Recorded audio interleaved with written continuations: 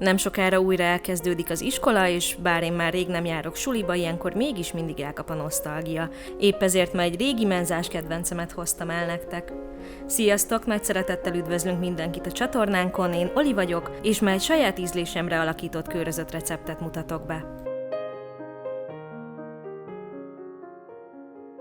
Első lépésként 250 g jutúróra ráreszelünk egy kisebb fejvörös hagymát.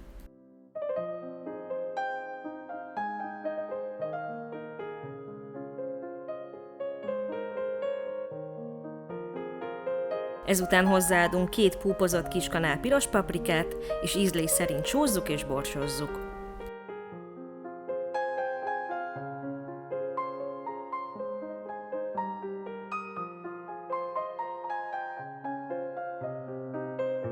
Hozzáadunk 140 g puha vajat, és krémesre keverjük az egészet.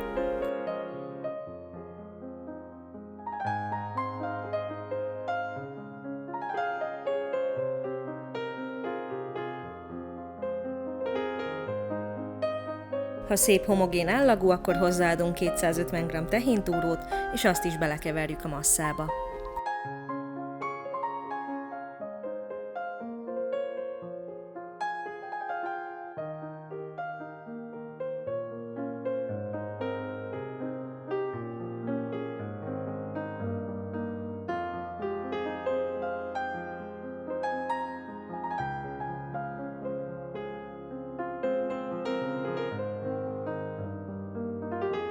Kenyérre kenjük, és nosztalgiázás közben fogyaszthatjuk is egy bögre teával.